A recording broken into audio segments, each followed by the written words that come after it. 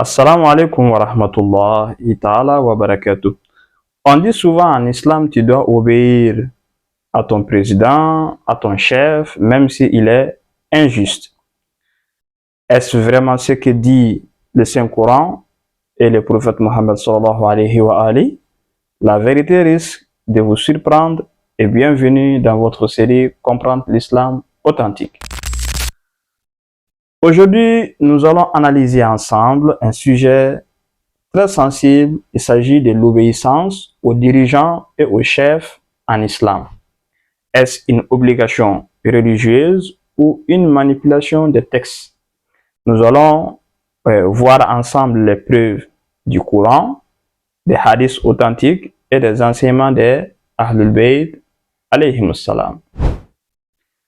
Le Saint-Coran, surtout dans la sourate 4, verset 59, Allah subhanahu wa ta'ala dit: ô vous qui croyez, obéissez à Allah, obéissez aux messagers et à ceux d'entre vous qui détiennent l'autorité. Beaucoup utilisent ces versets pour dire il faut obéir au chef, au roi, au président, même injuste.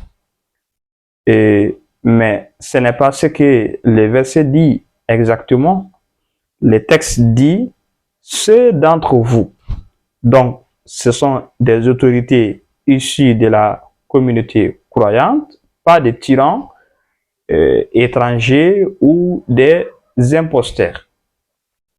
Les exégètes chiites comme Al-Allama At-Tabatabai, Tafsir Al-Mizan, expliquent que cela désigne les imams infaillibles alayhim salam, choisis par Dieu, pas n'importe quel dirigeant. Certains vont même aller très loin que on ne doit même pas sortir contre ses dirigeants en fait. Maintenant, la sourate 29, verset 8, si tes parents te forcent à m'associer ce dont tu n'as aucune science, ne les obéis pas. Ça, c'est dans le Coran. Même pour les parents qui méritent normalement notre respect, Dieu a clairement dit ici que si c'est dans la désobéissance à Allah, tu n'obéis pas, ou bien tu ne dois pas les obéir. Donc, à plus forte raison pour un dirigeant injuste. Il y a un autre verset encore, sourate 26, verset 151 à 152. N'obéissez pas aux ordres des outranciers qui sèment les désordres sur la terre et ne réforment pas. Ici, Allah subhanahu wa ta'ala interdit clairement d'obéir aux tyrans et aux corrupteurs. Maintenant, que dit les hadiths du prophète sur ces sujets? Les hadiths rapportés par le prophète sallallahu alayhi wa alayhi dit: il n'y a pas d'obéissance à une créature lorsqu'il s'agit de désobéir au Créateur. Dans les sources Al-Bukhari et Muslim, dans les sources chiites encore, Al-Kafi de Kulayn rapporte ces hadiths. Donc, si c'est un dirigeant ou si un dirigeant ordonne quelque chose contre la loi d'Allah, il n'y a pas d'obéissance.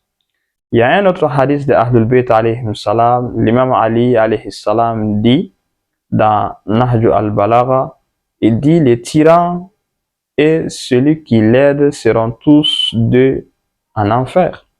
Donc, obéir aveuglément à un tyran est égal la complicité dans son injustice.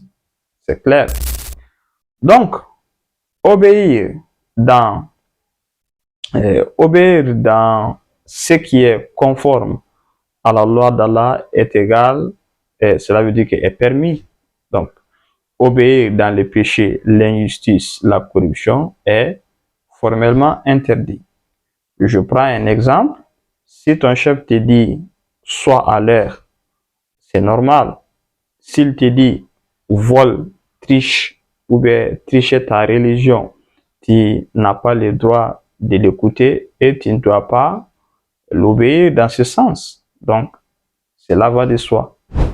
L'islam, en conclusion, l'islam n'a jamais ordonné l'obéissance aveugle aux dirigeants injustes. Le Coran et les hadiths sont très clairs. L'obéissance appartient à Allah, à son prophète et aux guides légitimes.